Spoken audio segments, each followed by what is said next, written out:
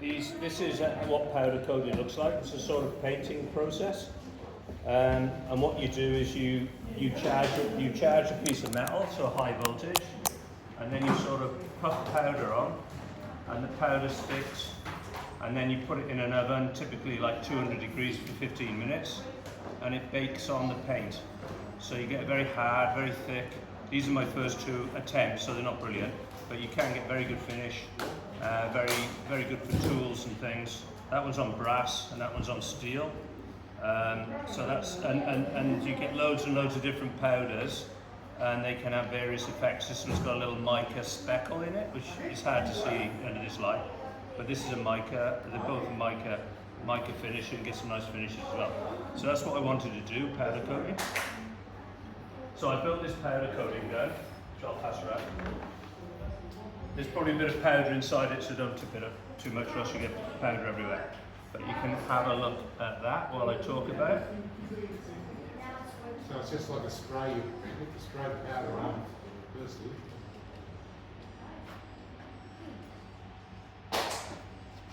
Okay, so I wanted to be able to powder coat small items.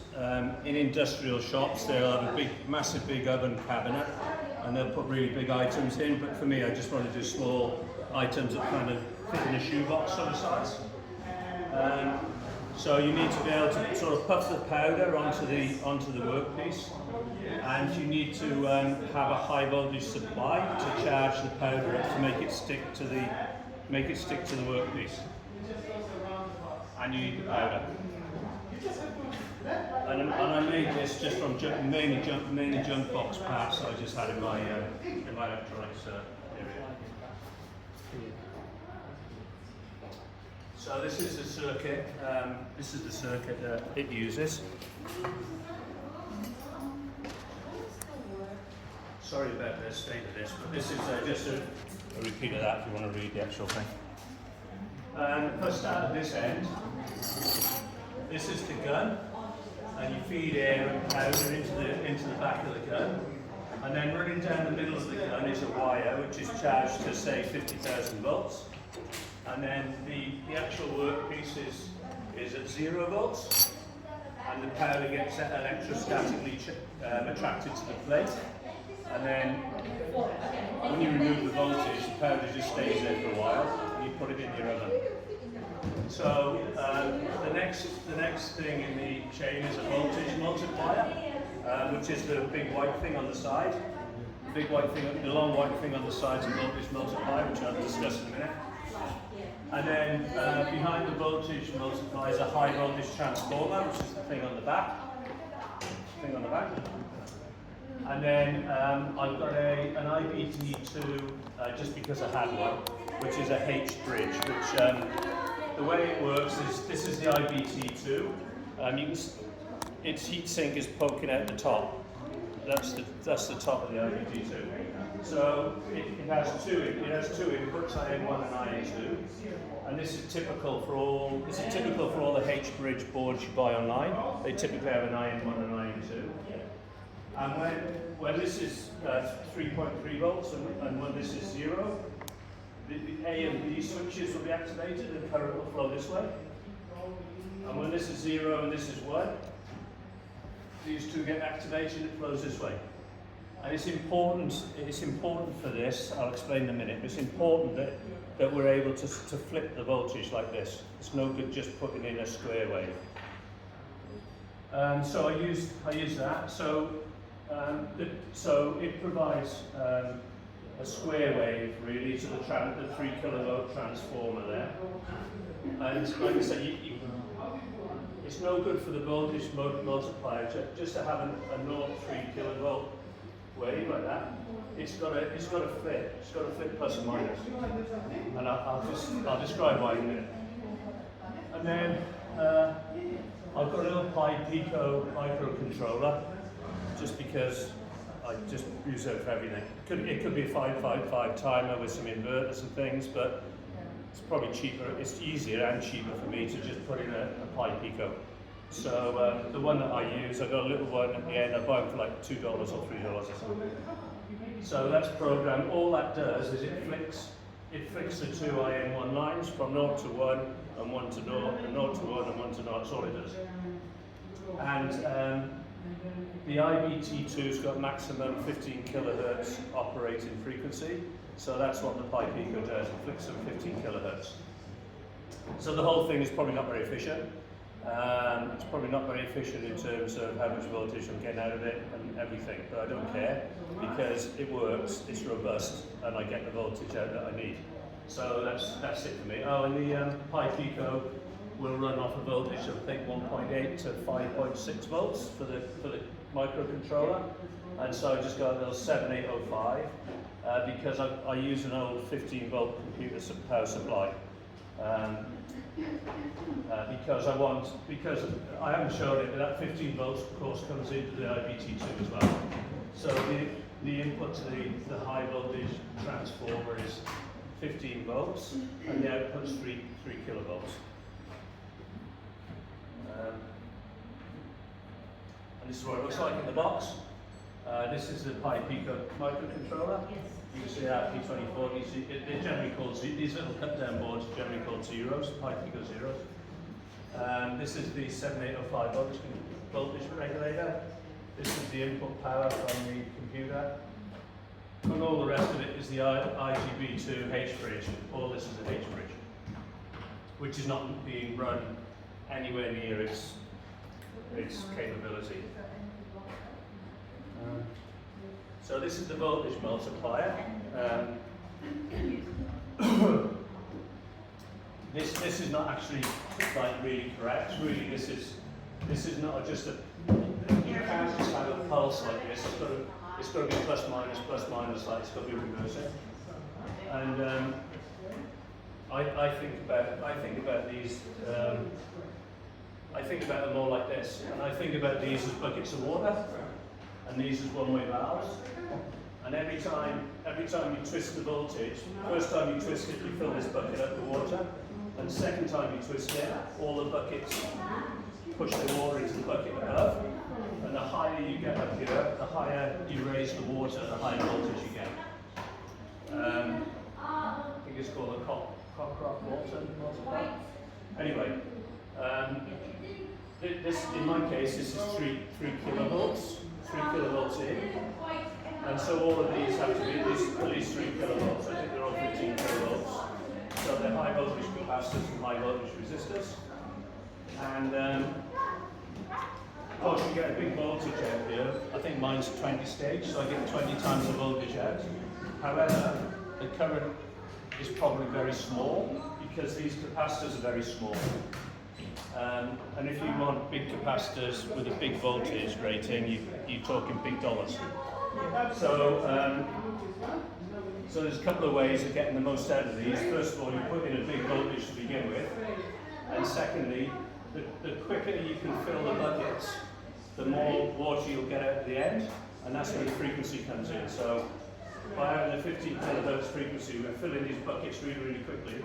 And although each bucket has only got a small amount of water, when it comes out at the end, it's quite a good flow because of the frequency. That's the way I think about it in my simple mind anyway. So in my case, there's about 3 or 4 or 5 kilovolts going in, and it's times 20, but you get a lot of losses. You get a lot of losses due to leakage through the capacitors and due to leakage in the air and everything. And so mine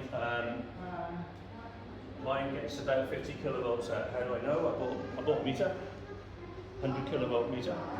So that meter says on it 100 microamps.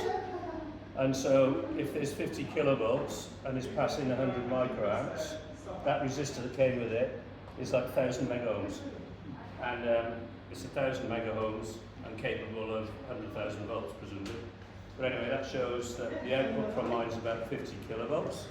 And that is backed up by the fact the spark is about 5 centimeters. It's roughly a kilovolt per millimeter, roughly, depending on the air humidity and everything. And so I get about a 5 centimeter spark. I haven't brought the power supply because I don't want to be doing 50 kilovolt sparking in here. So I won't be firing out, but rest assured, the spark's about that long. And this is a commercial one you can buy. I just saw this on AliExpress. So this is the same thing. This is the high voltage transformer, only a smaller one than I've got. And then these are all the voltage multiplier chain, and that's very very typical. Although I'll probably build all of mine for half that price. But there you go.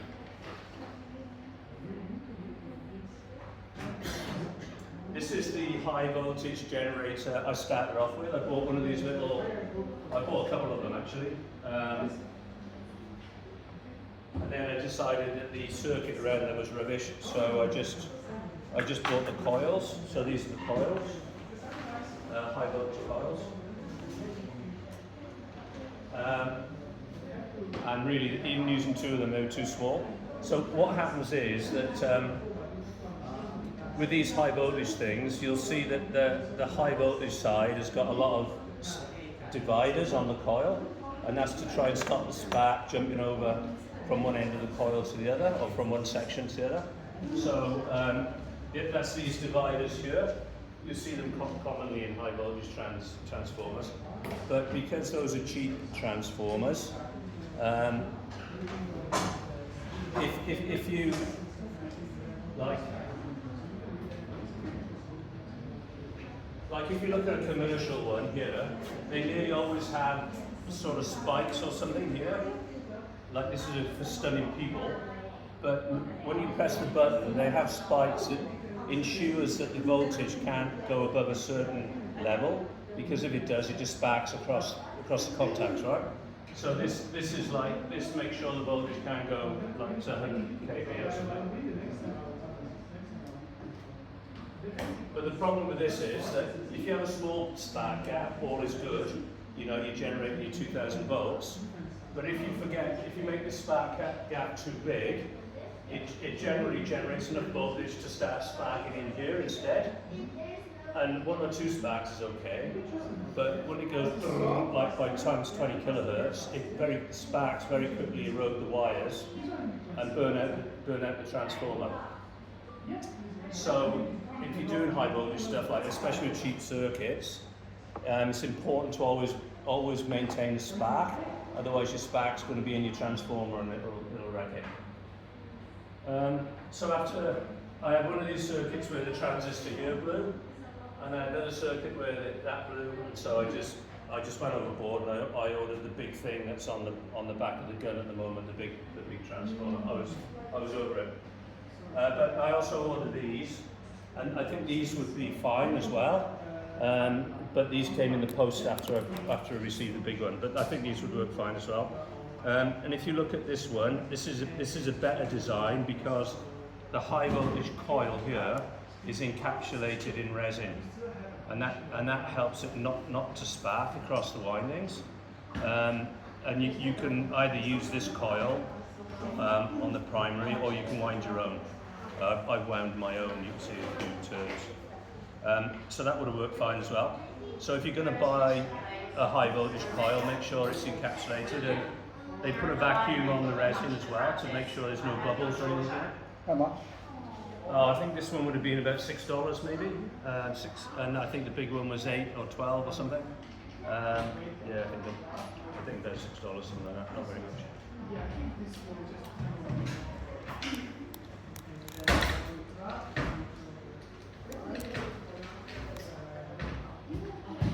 Yeah, so that's everything I've just said.